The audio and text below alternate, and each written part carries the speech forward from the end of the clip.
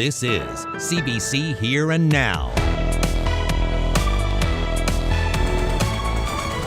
A worker injured in an explosion at the Come-By-Chance Refinery 6 weeks ago has died, and now the union is calling for accountability. I'm Terry Roberts. We'll have that story coming up. How much did it cost to fly medical professionals to Ontario last year to help out with the pandemic? We'll tell you the price tag. Good evening and welcome to Here and Now. There's been a sad development in the aftermath of an explosion last month at the Come-By-Chance Refinery. One of the 8 men injured has died. And now there's a growing call for accountability. Terry Roberts has that story. Sean Peddle held on here at the Health Sciences Centre for 43 days. 43 days after being seriously injured in an explosion at the refinery. But the Clarenville resident passed away over the weekend, escalating what's already been a very difficult 6 weeks for a large workforce and their families. Brea Renewable Fuels released a statement on Sunday confirming that one of its employees had died, calling the worker a friend and colleague and an integral part of the team working to convert the refinery. The company did not identify the worker, but his union did. Local 9316 of the United Steelworkers released a statement over the weekend saying Sean Peddle passed away Saturday night after battling his injuries for 6 weeks. Nolan says the union, families, and communities affected are heartbroken by Peddle's death. The union also feels the explosion that took Peddle's life and injured 7 others was preventable. The union is demanding an inquiry and is calling for the explosion to be investigated under the so-called Westray law, legislation intended to hold companies and individuals criminally responsible for workplace deaths. Union President Glenn Nolan is not doing interviews today, but in a statement posted to social media, Nolan said, "Our union is very concerned for the health and safety of all workers, and we will continue our quest for justice and accountability." The company has concluded an internal investigation and shared its findings with the families of the injured workers and some unions. But Brea has refused to comment on the circumstances of what it calls a flash fire. In a statement, Brea said the company is committed to providing a workplace that prioritizes the safety and well-being of our employees and will do everything we can to learn from this tragedy and help prevent similar incidents from happening. A series of investigations into the September 2nd explosion are ongoing, and one of the 8 workers injured in the blast remains in hospital. A stop work order was lifted late last month, and many of the 600-plus workers had returned to their jobs. But construction was suspended again today. The company says it gave workers the day off so they can grieve the loss of their colleague. Terry Roberts, CBC News, St. John's. And as Terry mentioned in his report, the union wants the province to conduct an inquiry into the incident that caused the death of Sean Peddle. That question was put to opposition House Leader Barry Petton and Service NL Minister Sarah Studley. First of all, our sympathies go out to the family. This is pretty tragic stuff. And whatever it takes, if it's an inquiry, if it's an investigation, families deserve answers. And the people on that job site deserve answers too. I mean, they're out there still working today, right now, and one of their co-workers that passed away tragically. So we want answers, and I don't think we should have to wait for 2 years. Some of these inquiries can go on a long time. I think people deserve answers sooner than that, because this is an active job site. So if there's something there that these workers are not in a safe environment, I think that needs to be dealt with sooner rather than later. Firstly, I just want to give our condolences to the family and friends and co-workers of the worker who passed away recently. It's a very serious situation. I guess in terms of an inquiry, it's probably too early to say. At the moment, there's an ongoing occupational health and safety investigation, and so we really have to wait until that's over. And then there's a 2-year time frame that I guess the government has the public prosecutions has to lay charges. Well, a man is in custody and police say there is no risk to public safety in Whitless Bay. The RCMP evacuated some homes in the Country Path Drive area of town just before 4 o'clock.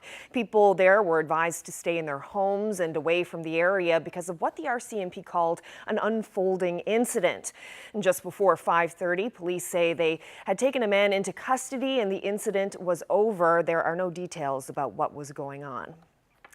Well, the provincial government has released details of its proposed Pay Equity and Transparency Act. The ministers responsible for it say it's a big step forward. Critics say it's taken too long and doesn't go far enough. Here now's Mark Quinn reports. Pay equity legislation was proposed here in the House of Assembly 5 years ago. Today, the provincial government announced legislation that will cover a small percent of the population and won't come into force until April 1st, 2023. Today, we're making history. Today is a good day. As we know, the conversations back to pay equity have started ultimately back in the 80s. So it is, as we said, we're cleaning up. I guess we're starting in-house first with public sector. It's the pay equity part of the proposed legislation that's expected to come into force this coming spring. It will apply to the approximately 10,000 people considered core government employees, but it won't apply to other government bodies like NL Hydro, and it doesn't apply to the private sector. This is not really new legislation. This is not legislation that will help the people that I speak to on a daily basis, the people that called into our offices after we released our report and said that lack of equity in pay is affecting them today. The second part of the proposed legislation is pay transparency. This would require employers in the private sector to make their pay practices public, something that's expected to help achieve pay equity. But there is no timeline for when it will come into force. The minister said there must be consultations with private sector employees and others first. The opposition says what was announced today is not progressive. It's reaffirming the status quo. So for me, that is not really progress. Although I will qualify it and say, well, at least it is something. We're having the discussions, we're seeing it in the House of Assembly. So I remain hopeful. Honestly, we've been waiting 40 years. The NDP says the legislation is thin and appears to have been rushed. Leela Evans says there's been plenty of time to plan comprehensive legislation. It's a step, but when you bring in legislation, it shouldn't just be the beginning, right? And you shouldn't have to rely on regulations because you're rushing it.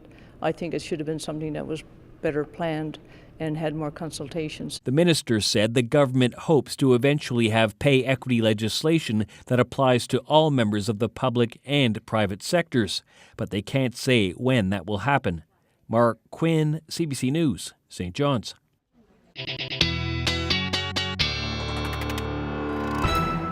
Good evening, everyone. Happy Monday. Lots to talk about in the weather today. All of those rainfall warnings that we have had for many parts of the island have now ended. We had a lot of rain. We broke some records. We'll tell you about that a little later in the show, as well as some temperature records. As for tomorrow, things should clear off. It will leave cloud and some sun, depending on where you are. However, our next system is poised to move in for Labrador on Tuesday, which could bring snow and rain. Lots and lots to talk about in the forecast tonight. We'll get to it a little later on. Thanks, Heather.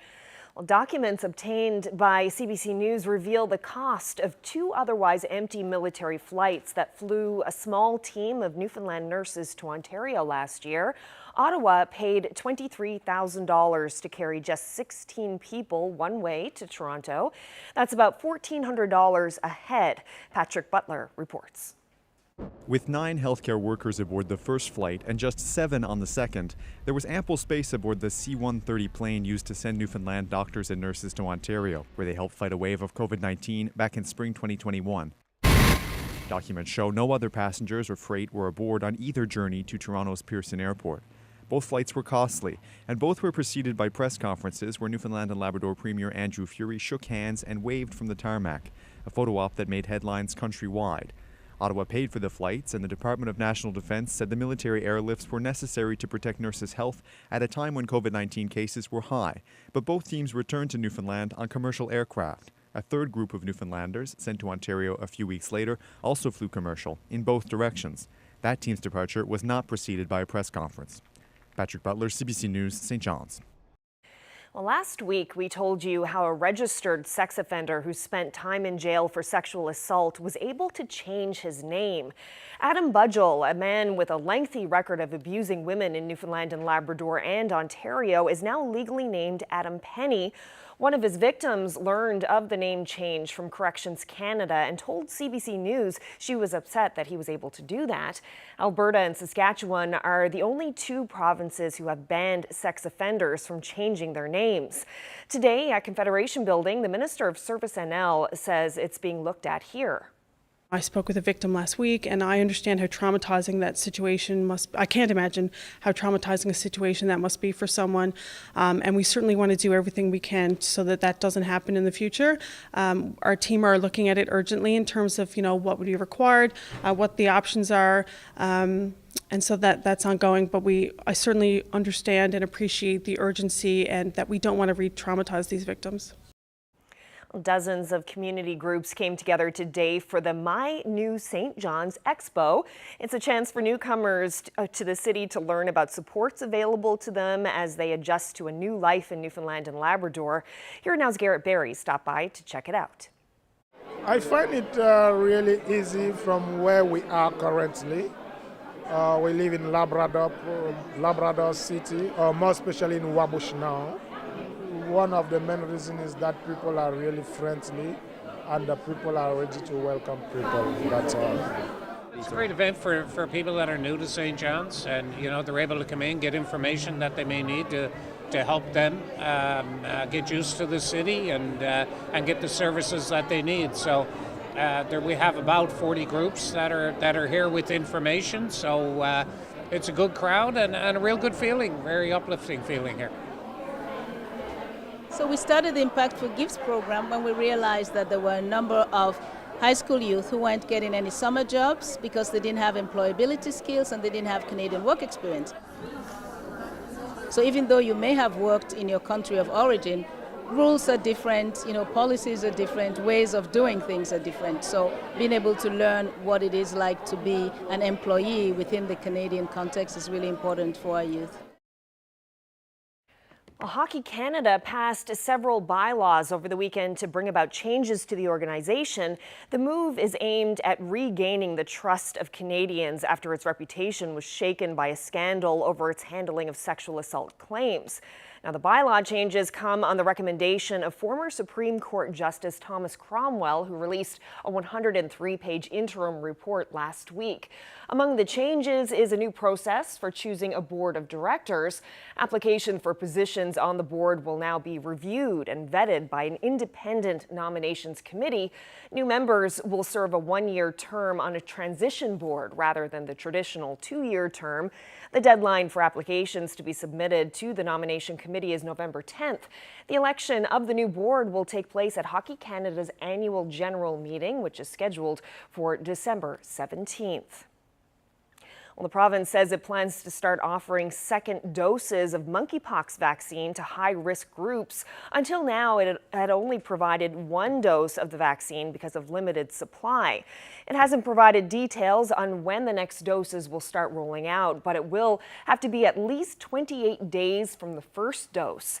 The province has so far publicly reported 2 cases of monkeypox. Both were people who traveled. The list of people eligible to get the vaccines include men who have sex with men and have multiple partners, sex workers, and other high-risk groups. Ting Ting Chen has 2 muses, her friend Robert Tilley and Newfoundland. Chen moved to St. John's from Beijing to study at Memorial University 4 years ago. She was immediately captivated by the scenery and inspired to take her amateur photography more seriously. Now, Chen is an award-winning art photographer. She was just named the overall winner of the Julia Margaret Cameron Award, a prize that comes with a fully paid solo exhibition in Spain. But there's a problem. This year, I'm really lucky, I'm really honored to win the overall winner of the 18th Julia Margaret Cameron Awards, which is a world-renowned photography award. And I'm invited to go to Barcelona, Spain this year to attend my solo art exhibit as the overall winner. Very unfortunately, I didn't make it to Barcelona in October. I missed the grand opening ceremony because I had a visa problem. Because I'm not a Canadian citizen, I need a visitor visa to enter Canada once I leave. So I submitted my application to IRCC, and they received my application on July the 6th. According to the latest information on their website, the normal processing time for a visitor visa is from 15 to 39 days. But now more than 3 months has passed. I still hasn't got my visa and a passport back from IRCC. It's really heartbreaking. It's really sad. Not only because it's once in a lifetime chance for me to be chosen as overall winner and to go there to receive all the honor, but also I missed a valuable chance to showcase the beauty of this province. Every photo is about Newfoundland. It's about Newfoundland landscapes and portraits of a Newfoundlander. So I feel really heartbreaking and watched the opening night of the exhibit online and also on social media of the Photo Nostrum Gallery. And I confess I burst into tears a couple of times because, watching it from social media, watching it online is totally different from experiencing it in person. So I would say I really hope there would be more respect for talent and less bureaucratic red tapes. Well, Chen has tried reaching out to immigration and federal politicians, and while she says they have been helpful, there's still no solution. The gallery in Barcelona is hoping to keep Chen's work up longer than originally planned so she can see her winning photos on display. Well, a television series from Newfoundland has been shortlisted for a prestigious Rose d'Or Award for Best Multi-Platform Series. You live next door, or? No, I live downstairs. What? Are you sure? Oh, yeah. It's just that the property manager never mentioned anything about anybody living downstairs. I've been living down there the last 8 years. The Mrs. Downstairs stars and is written by comedians Dave Sullivan and Mary Walsh. It's a series about an unlikely friendship between a man and his nosy downstairs neighbor. The Bell TV show is up against shows including the BBC 3 series Gassed Up. Rose d'Or is an international awards festival sponsored by the European Broadcasting Union. You're a big young fella. We're here to pick out a pumpkin for our class, and we're also here to play in the corn maze and stuff like that. Well, with only 2 weeks until Halloween, many folks are on the hunt for the perfect pumpkin. We'll check in with a West Coast farm to see how the gourd carving season is going. And in the weather forecast, it has been an absolutely wet one for many parts of the province. We even broke some records. Tell you about it a little later on.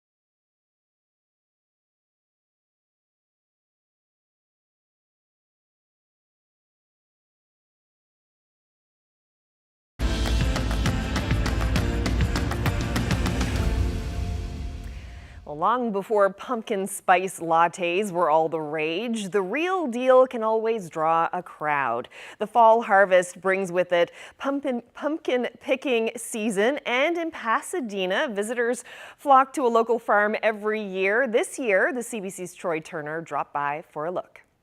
Picking out the perfect pumpkin. It's a growing tradition, and one that many families start at a young age. Thousands have dropped by Wright's family farm in Pasadena to find their perfect Halloween gourd. So we're here to pick out a pumpkin for our class, and we're also here to play in the corn maze and stuff like that. This field trip is an annual adventure for many. I like that how different pumpkins have different shapes and sizes, and none of the pumpkins are ever the same. My favorite part is spending time with friends outside of school and going on field trips with them. So what makes the perfect pumpkin? You look for a really big one and one that's not so green and a lot of little bumps. This year, Wright's family farm grew upwards of 12,000 pumpkins. Going really good this year. We grew more pumpkins this year than we ever grew, and they're going really good. We got thousands sold so far. Last weekend and the weekend before was really good. We had probably 1,500 plus people here each day, and the sales and pumpkins went out the door pretty good. He sees visitors come from as far as Labrador to pick up a pumpkin, and they almost always have kids in tow. We get a lot of families, but they tell us there's not a lot of things for families to do, so we get a lot of families here with the kids, and they love going out and walking through the pumpkins and picking out their favorite pumpkin. With a couple thousand more pumpkins still left here on the patch, Mercer expects it to be a busy few weeks, and they'll remain open right from now until Halloween. Troy Turner, CBC News, Pasadena.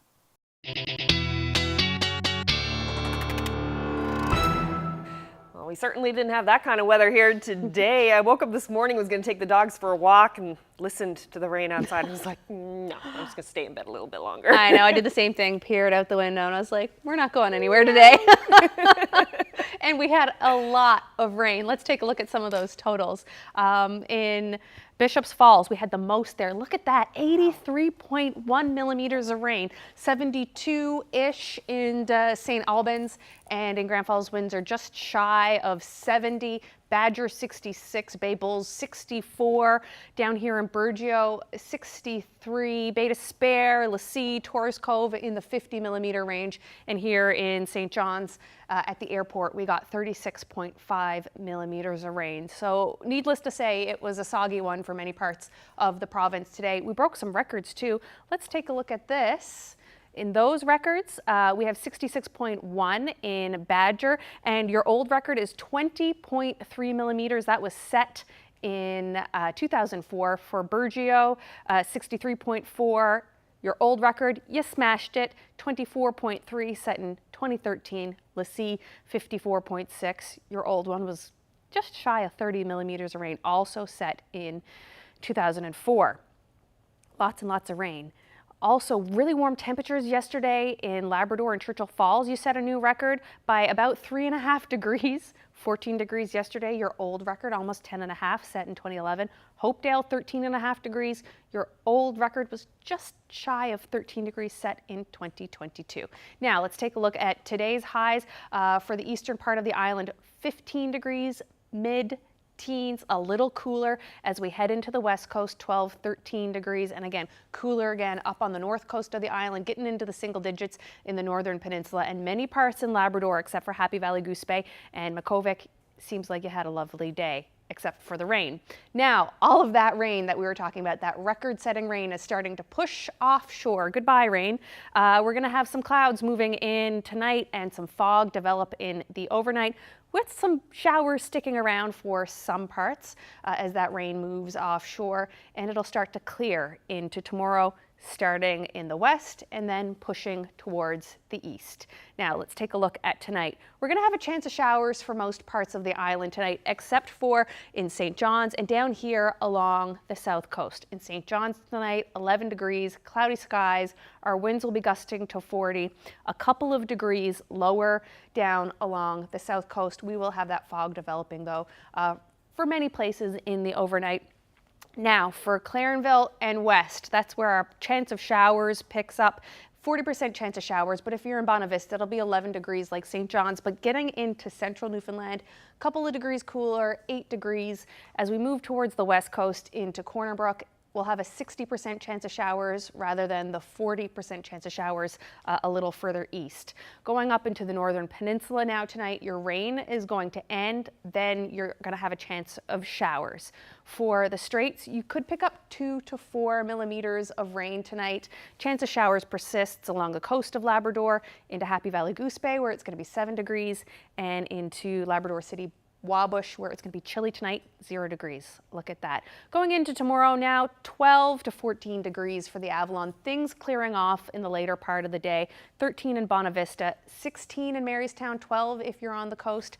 A nice day into central as well once everything clears off for you. Again, clearing from west to east, temperatures from 12 to 16 degrees. A little cooler down here along the coast.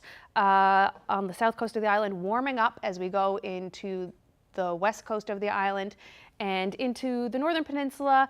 We could have a mix of sun and cloud depending on where you are. Temperatures from 8 to 13 degrees. On into Labrador tomorrow. Chance of showers for the coast here. Temperatures between 5 and 7 degrees. Looking like a pretty decent day for Happy Valley Goose Bay. A chance of showers in Churchill Falls and in Labrador City. We will have more on this a little later in your long-term forecast.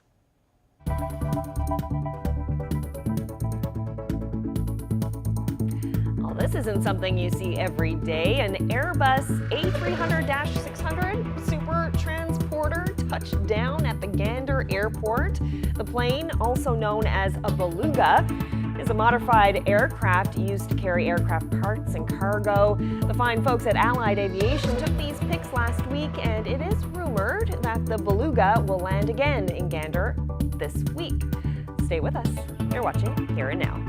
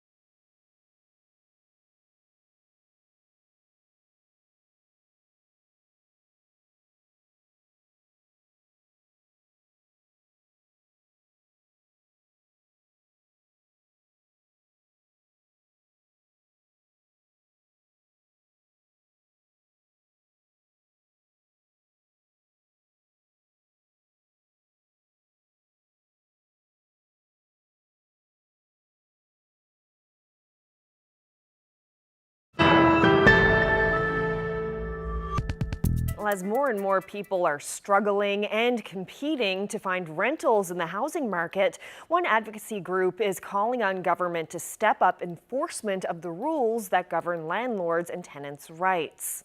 Sherwin Flight runs a tenant and landlord support group on Facebook, and he says Service NL has taken a hands-off approach when it comes to enforcing the Residential Tenancies Act, and now he started an online petition. I spoke with him about what he'd like to see change. So the petition came about after several years of people complaining about the same frustrations with Service Newfoundland. So in the petition, we're asking for two different things. We're asking for the dispute resolution process that landlords and tenants have to use to be more efficient and to be speedier. Right now, it's taking a month, a couple of months. For some people, more than half a year from the time that they start until they get a decision. So the timelines from when a landlord or tenant submits an application for dispute resolution and when the hearing takes place, and then when they receive a decision after that, should be shorter. In some cases, the delays in that process are costing people a lot more money than they would have lost, if it was more efficient. Can you give us an example of that? Like what sort of dispute and what's at stake? A situation could be, damage to a rental unit or unpaid rent. If you have a tenant that doesn't pay rent and 10 days have passed, you can serve a termination notice. And the dispute resolution process, where it takes so long, sometimes by the time you're finished, instead of it being 1 month of unpaid rent, it could be 3, 4, 5, or 6. And if you have no way to recoup that money after, the longer that process drags out, the more money you're losing in the end. So there are direct, costs associated with the delays in the dispute resolution process. So the quicker that we can, get people in and out of that system, the better off everyone would be. The second part of the petition is around fines under the Residential Tenancies Act. And I know fines are a touchy subject whenever you talk about them. But in this case, the lack of enforcement of the Residential Tenancies Act is causing problems for landlords and tenants. So in 2018, they increased the maximum fine under the Residential Tenancies Act from $400 to $3,000 for an individual or $10,000 for a corporation. But Service Newfoundland doesn't see it as being their jurisdiction to actually enforce any of those fines. So if a landlord or tenant felt like someone should be fined, it's their responsibility, according to Service Newfoundland, to take that through court, convince a judge that fines are necessary, and go through that process on their own. They have to take that on themselves completely? Yes, I've actually been told that, and several others have been told the same thing in writing, that it would be your responsibility as a landlord or a tenant to file that with court, to take your own time and resources to present that case in court, and convince a judge that fines should be given out in that case. The amount of work that they're expecting landlords and tenants to do to enforce a law that they passed, I don't believe is reasonable in this case. Why would anyone do that? Why would anyone go through that process? The only benefit that I've been able to find is just principle. Is just, at the end of the day saying, you broke the rules and you were held accountable. There's not really any other benefit. Based on the information that I've been given, it's not even clear if the landlord or tenant could even recover their cost of taking that to court from the fines that were issued to the other party. So, not only is there nothing to gain, you might actually lose in the process, because you might spend that money to present that case, and even if you win, you might be out of pocket, for those costs. So as far as I know, no one has ever done that. I'm not aware of anyone that's actually gone to court and been able to convince a judge to fine another party. So that's not much of a deterrent if no one ever goes through with it, right? And that sort of leads into the next problem, is that if there's no penalty for breaking the law, then people don't take it seriously. And I think over the past 10 years that I've been sort of heavily involved in housing in this province, we've seen that on both sides. We've seen cases where the same tenant has caused, the same damage, the same trouble for, one landlord after another, and, there's not really any consequence. And we've also seen landlords that routinely break the rules if they ever follow them at all. And, it's basically part of their business plan at this point because it's been going on so long and there's been no consequence for doing it. Sherwin Flight, thank you so much for this. Really appreciate it. No problem. Well, we asked Service NL for comment on the petition. The department sent us a statement saying that it's restructuring and has increased its capacity to handle the workload, but it can currently take more than 3 months to deal with an eviction or problem. The department says the wait time for a hearing is 56 days. That's nearly 2 months. The wait time for a written decision is 33 days, another month. The department says it has 3 full-time adjudicators and they're hiring a 4th, and a new manager started last week. And as for those penalties, the department says penalties in the Residential Tenancies Act are applied by the courts upon summary conviction. So what are your thoughts on how the landlord and tenant laws are handled? You can let us know what you think. Just send us an email at hereandnow.nl@cbc.ca.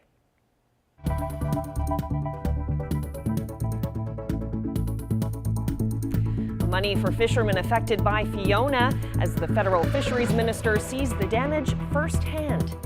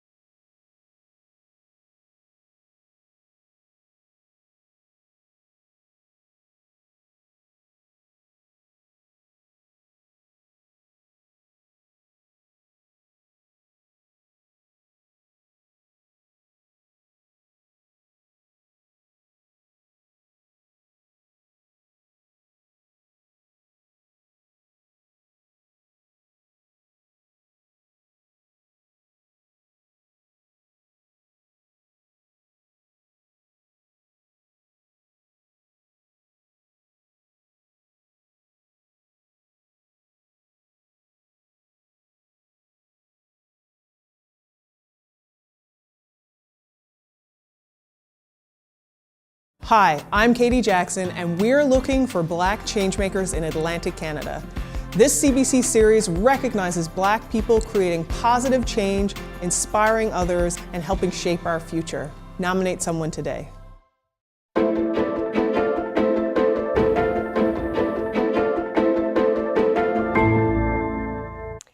Federal Fisheries Minister Joyce Murray got a first-hand look at the damage caused by post-tropical storm Fiona on Prince Edward Island today. Fishermen say Ottawa's $300 million recovery fund is a good start, but falls far short of what's needed. Wayne Thibodeau has more. Canada's still standing. Fishermen describe the damage caused by post-tropical storm Fiona as devastating. This cell phone video shows the day after the storm hit at Cove Head Harbour. That was then. This is today.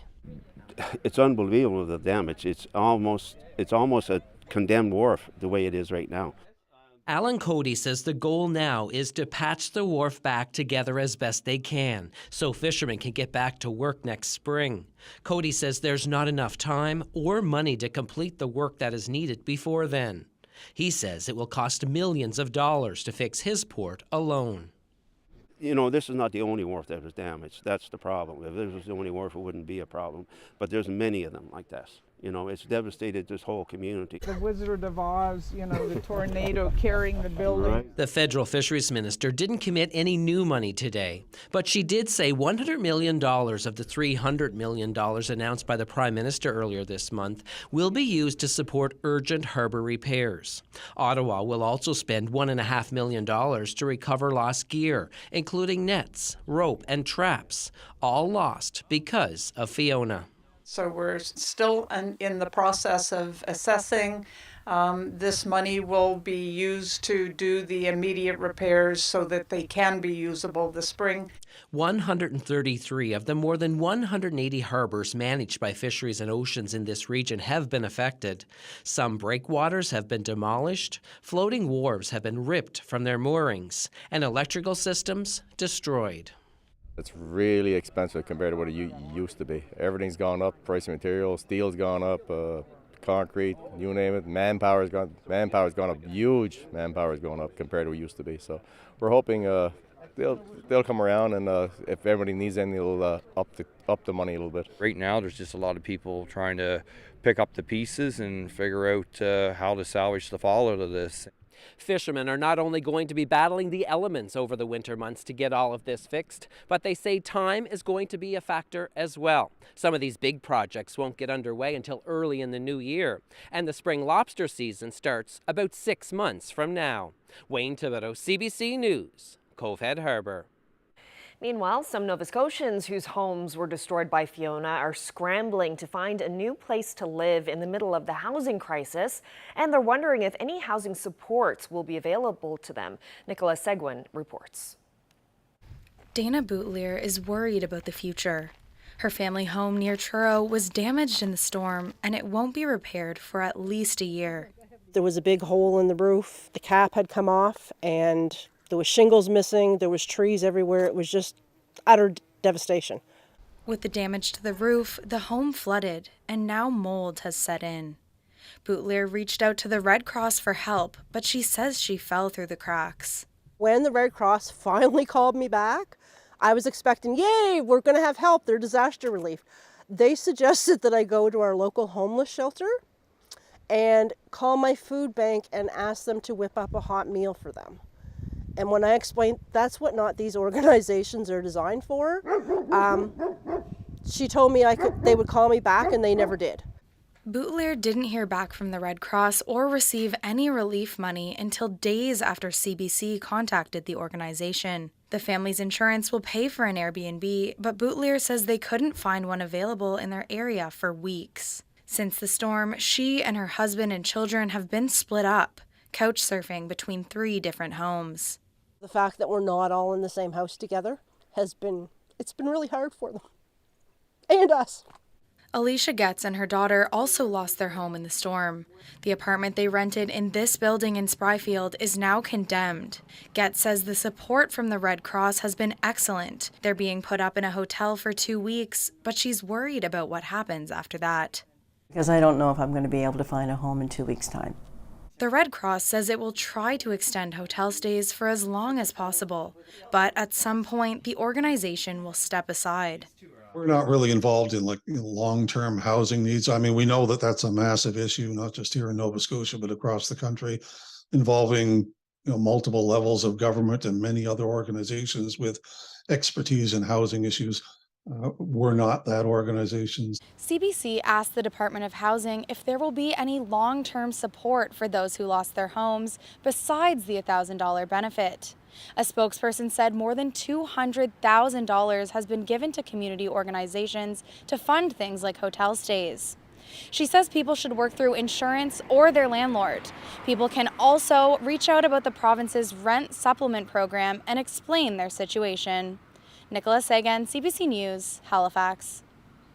Waves of explosives-laden suicide drones struck Ukraine's capital today. Blasts could be heard around Kyiv as terrorized residents ran for cover. Ukrainian authorities say at least 4 people were killed, including a pregnant woman and her husband. Briar Stewart reports. Another Monday morning of terror.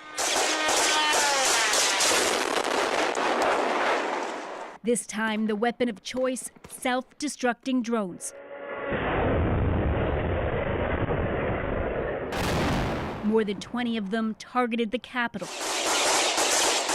flying low overhead as police and soldiers aim towards the sky. On the street, people ran for cover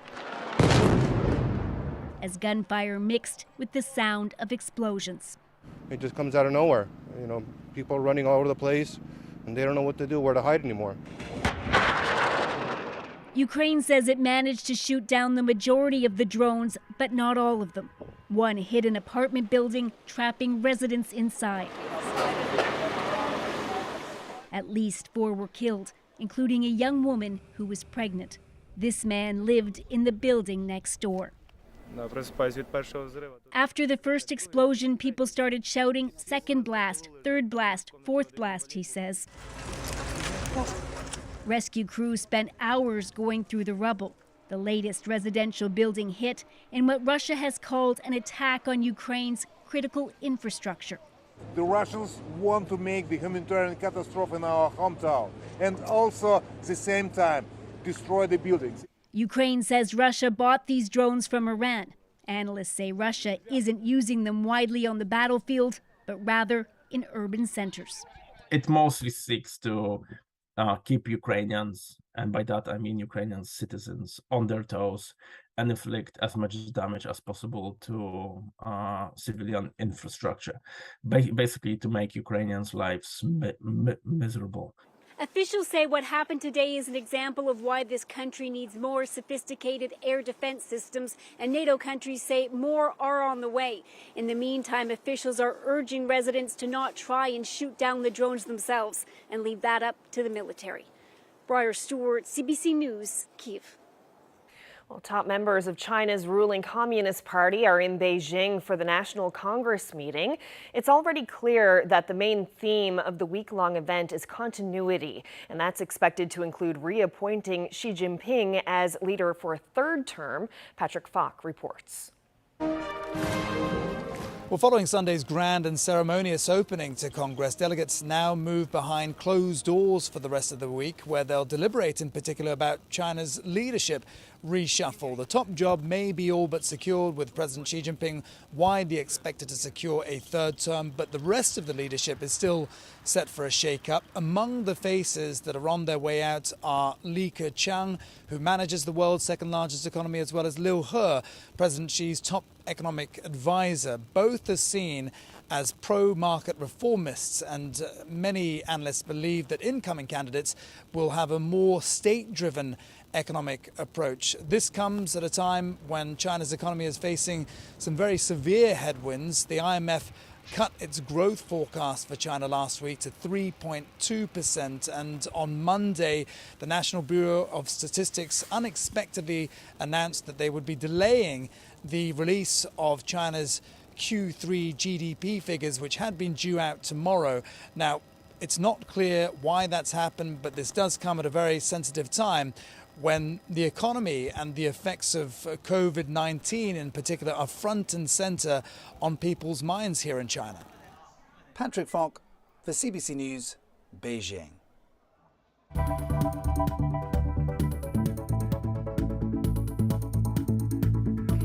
Coming up tomorrow on CBC Radio's Crosstalk, it is the final gardening episode of the season. I can barely believe it. Join host Adam Walsh and gardening expert Ross Travers.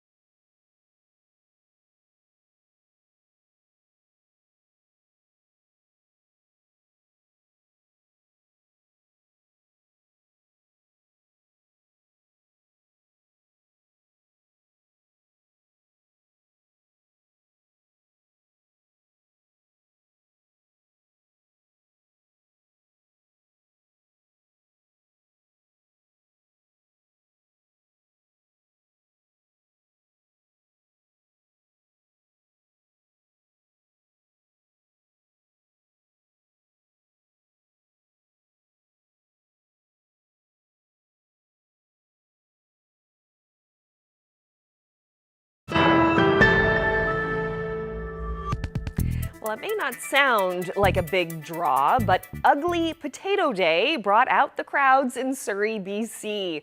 This farm let people pick up vegetables for free that were too ugly or misshapen for picky grocery store customers. Farmer Tyler Heppels started the event in an effort to curb food waste and promoted the event to his hundreds of thousands of TikTok followers. It's a win-win for everyone. Food waste gets reduced and people get fed. So when I can find those win-wins, especially in the farming industry, it makes me really passionate about being a farmer. The farm gave away more than 20,000 kilos of vegetables, and while the vegetables were free, donations were encouraged, and the event raised $6,400 for local food banks.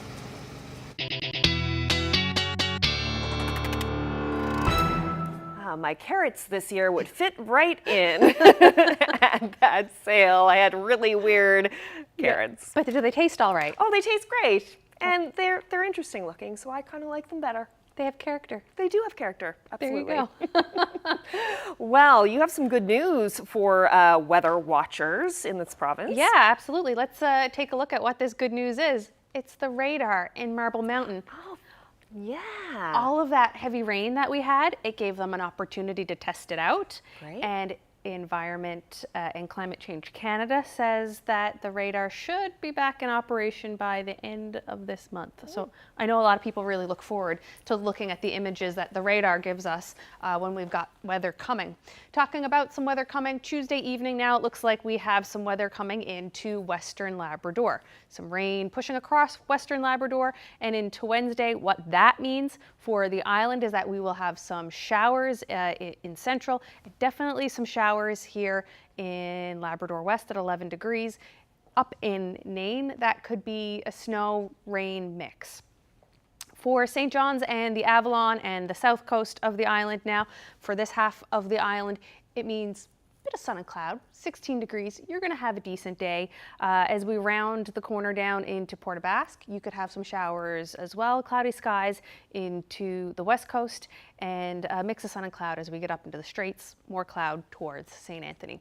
Moving on into Thursday. Wednesday looks like it's your better day. We're going to see all that rain push right across Labrador out to the coast, starting in the southwest coast and pushing right across the island. So it looks like straight across the board for the whole entire province pretty well. We are going to have showers on Thursday. Temperatures in the mid to upper teens for the island, cooling off though in Port aux Basques down on the southwest coast and on up into Labrador, of course, with the cool spot being Labrador City. Taking a look at our long-term forecast now, our 5-day for St. John's, the East Coast. Tuesday, Wednesday look like your days if you got to go outside. Some precipitation moving in on Thursday like we just talked about. Cloudy day on Friday and some precipitation again on Saturday. For Central, decent day tomorrow. You've got your chance of showers Wednesday, Thursday, clearing off for your weekend on Friday and Saturday. Look at this for Western Newfoundland, 18 degrees for Tuesday and Wednesday. Some precipitation moving in on Thursday, Friday. And then for Labrador, Western Labrador, doesn't look like a great week for you. Pretty decent on Tuesday and Wednesday for Eastern Labrador, and then clearing for you after some showers on Thursday. Taking a look at our weather photo now. This one comes to us from Connie Boland. And to me, that looks like, it looks like an oil painting to me. Oh, it definitely does. It's beautiful. Yeah. And she had something really poignant to say about sunsets. She said, everyone is different, just like people. Oh, yes. Yeah. So if I like you have that. any photos, you can send them to us at nlphotos@cbc.ca. Sunsets and snowflakes. There you go.